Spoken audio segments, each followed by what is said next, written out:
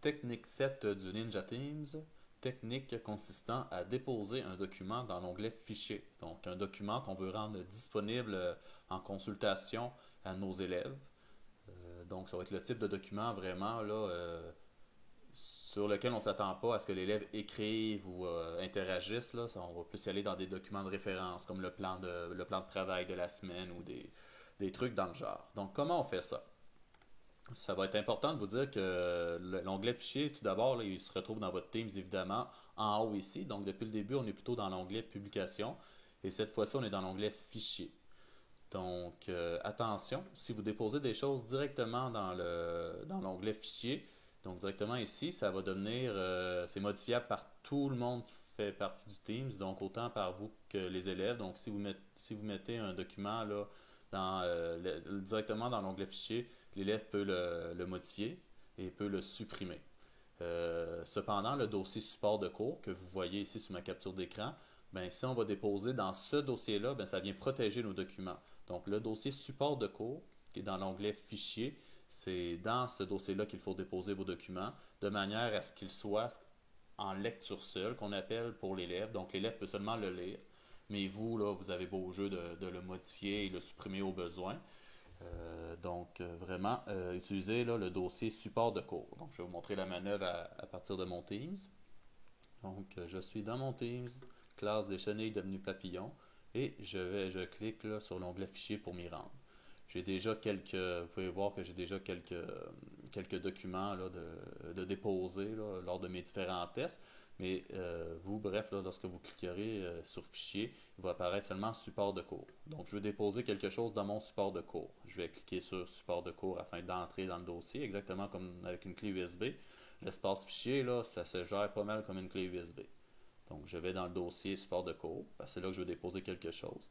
Et là, j'ai le dossier maths thématique, mais j'aurais beau jeu d'organiser mon support de cours là, comme bon me semble. Là. Moi, je viendrais certainement créer un dossier par discipline là, ou quelque chose dans le genre. Donc, je viendrais me créer aussi un dossier français. Qu'est-ce que j'ai fait pour créer le dossier français? Là? Je suis allé un peu vite, mais on clique sur Nouveau ici et on choisit Dossier. On peut aussi créer directement un nouveau document. Donc, si vous avez un nouveau document et dont vous partez de zéro, vous pourriez fort bien démarrer le document à même votre support de cours à l'aide des outils en ligne. Mais bref, si je veux déposer un nouveau document en français pour mes élèves, je vais dans le dossier français et je vais venir faire charger, donc upload en anglais. Et je vais venir faire, si je veux charger un dossier au complet, je vais venir choisir dossier, mais si je veux choisir un fichier en particulier, je vais venir faire fichier. Et là, je vais choisir un peu n'importe quoi que j'ai sur mon ordinateur, seulement pour l'exemple. Donc, je vais choisir ça ici. Et ça me l'a indiqué ici en haut à droite rapidement, mais le fichier est en train de se charger et c'est terminé. Lorsque vous voyez les trois petits traits bleus ici et le nom de votre fichier, là, vous avez vraiment la confirmation que c'est terminé. Donc, pour l'élève par la suite, il va emprunter le même chemin, donc fichier, support de cours, français, et il va voir votre document. Donc, c'est tout simple que ça. Donc, ça se gère comme une clé USB, comme je vous disais, tant et aussi longtemps que vous y allez dans support de cours. Juste avant de terminer, je veux vous dire une dernière chose à propos de l'onglet fichier. Donc, je vous ai parlé là, de l'importance et de l'utilité du dossier support de cours, mais il se pourrait, lorsque vous cliquez sur l'onglet fichier, que support de cours n'apparaisse pas. Donc, à ce moment-là, il faut le faire apparaître. Et pour cela, ce n'est pas un tour de magie qu'il faut faire, c'est quelques clics. Donc, suivez-moi bien. Alors, je suis dans l'onglet Fichier, mon dossier support de cours n'apparaît pas. Je vais faire Ajouter du stockage cloud ici.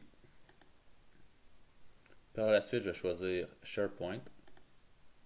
Par la suite, je vais choisir ici là, Support de cours. Je fais Créer. Et voilà mon vrai dossier support de cours là, avec les fonctions de protection de documents pour les élèves, c'est-à-dire que les élèves en lecture seule, ce qui s'y trouve est en lecture seule et nous, ce qu'on dépose là, on peut évidemment le modifier à souhait, est maintenant disponible. Donc voilà, c'était juste peut-être une petite étape que vous allez avoir besoin de faire. Donc j'en suis déjà à vous donner votre mission. Donc votre mission, vous vous en doutez peut-être, mais ça va être de déposer un premier document dans votre onglet Fichier, dans le dossier Support de cours. Vous pourrez aussi en profiter peut-être pour créer déjà vos dossiers, maths, français et tout ça. Je vous suggère de créer tout de suite et de prendre l'habitude là, de déposer votre fichier, de vos différents documents là, dans les dossiers directement. Parce que déplacer les documents d'une place à l'autre dans Teams, ça se fait, mais c'est quand même, c'est plus long que sur une clé USB, disons. Donc, il vaut mieux aller placer le bon document dans le bon dossier là, du premier coup. Ça vous évitera certaines manœuvres par la suite. Alors, bonne chance. Avant-dernière ceinture, en fait, là, la ceinture brune. Donc, on se revoit plus tard.